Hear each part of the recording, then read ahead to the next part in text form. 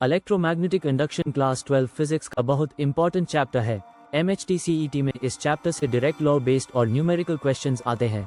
तो चलिए electromagnetic induction को सिंपल तरीके से समझते हैं।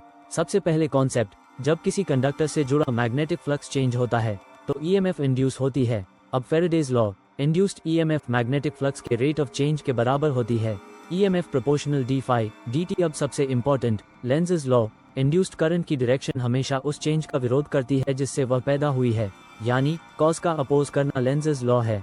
इस लॉ से डायरेक्शन बेस्ड MCQs पूछे जाते हैं। अब important formula, induced EMF E equals -d∅ dt minus sign Lenz's law को शो करता है। कॉमन मिस्टेक क्या होती है? स्टूडेंट्स लेंज़ेज लॉ का लॉजिक याद नहीं रखते, सिर्फ फॉर्मूला याद करते हैं। डायरेक्शन क्वेश्चंस में डायग्राम बनाना बहुत जरूरी है। प्रैक्टिस स्ट्रैटेजी, लेंज़ेज लॉ के डायग्राम बेस्ड क्वेश्चन सॉल्व करो। न्यूमेरिकल्स में फ्लक्स और टाइम चेंज केयरफुली आइडेंटिफाई करो। इलेक्ट्रोमैग्नेटिक इंडक्शन ऐसा चैप्टर है जहां कॉन्सेप्ट क्लियर हो तो मार्क्स शो हैं।